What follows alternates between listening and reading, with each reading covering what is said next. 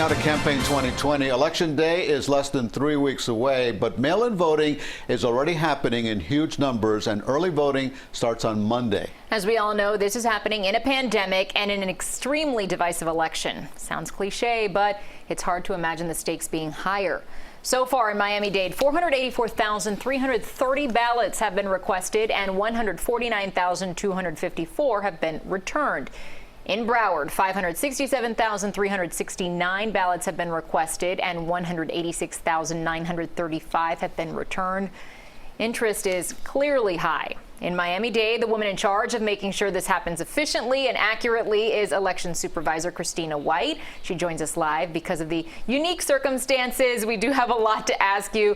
Christina, thanks so much for being with us. Quickly, we know you tested all the machines recently. They're ready to go?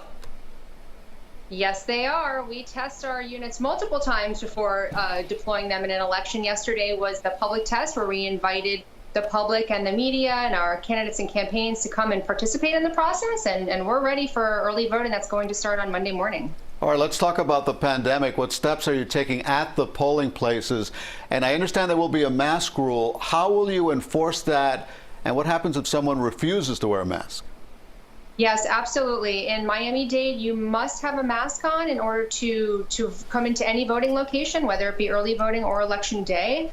And listen, we're taking all of the CDC and Department of Health guidelines into consideration. We did so in the primary election, and our voters were very happy and they felt safe, so we're doing it again. And that means that our poll workers will have face masks, face shields, disposable gloves. They'll be wiping down all of the common touch points throughout the day, and of course, have a hand sanitizer on hand for our poll workers and our voters. So I don't want this to cause voters to not want to come out in person. If that's your voting method of choice, please do so, and you'll be able to do so safely. Other states have already started early voting, and some, like Georgia, for example, have seen really long lines where people have had to wait for hours. Is there a chance that we could see those long lines here?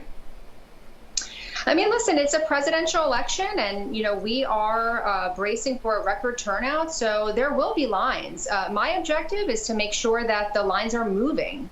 I think that's when people are getting frustrated, when they're standing there not really knowing what's going on. I think what we have on our side is we have 33 early voting locations throughout the county. It's more than we've ever offered in our history. And we also are going to be open for the maximum number of days and hours allowable under the law, and that'll allow us to distribute the voting population well. And we put a lot of math to support our resource allocation. So I think that we'll start off Monday morning and the duration of early voting quite well, and our voters will have a convenient experience. But certainly there will be lines.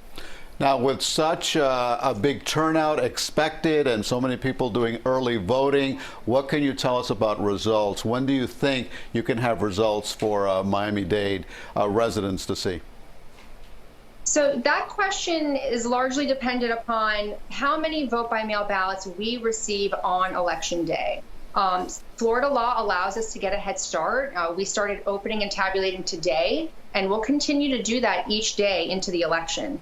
On Tuesday night, we'll display all of the vote-by-mail results as well as the early voting results around 7:15, 7:30. And then the precincts will start coming in, and we'll start reporting those throughout the night. And again, the question really is, if a lot of voters wait until the last minute and give us their ballots on Election Day, then we could see ourselves continuing to tabulate into the following day. So I'll take the opportunity to tell everybody, if you have a vote-by-mail ballot, vote it and get it back to us as quickly as possible for so many reasons, results being one of them. I think it's so great that technology is available now that people can actually track their ballot to know that it's been received, to know that it's been counted. I've seen a lot of people sort of checking in on the website to make sure that their vote is counted. But what happens if someone's like, uh-oh, it didn't get counted? What happened? What are some of the ways to avoid those issues? So listen, voting by mail is very, very easy, but you do have to get a couple things right. You have to remember to sign the envelope, and I have a little bit of a show and tell here if I can, because I think it's really important. Inside this red box here, you have to sign. Inside this box, your signature is the way in which we are able to determine that it is in fact you that voted your ballot. So sign the ballot, give us your contact information on the envelope. I should say sign your envelope, not your ballot. Sign the envelope put your contact information on the envelope, and make sure that we get it no later than 7 p.m. on Election Day. It is not postmarked or put in the mail. It's us receiving that ballot by 7 p.m. on Election Day. So if you do those things right, your ballot is going to get counted.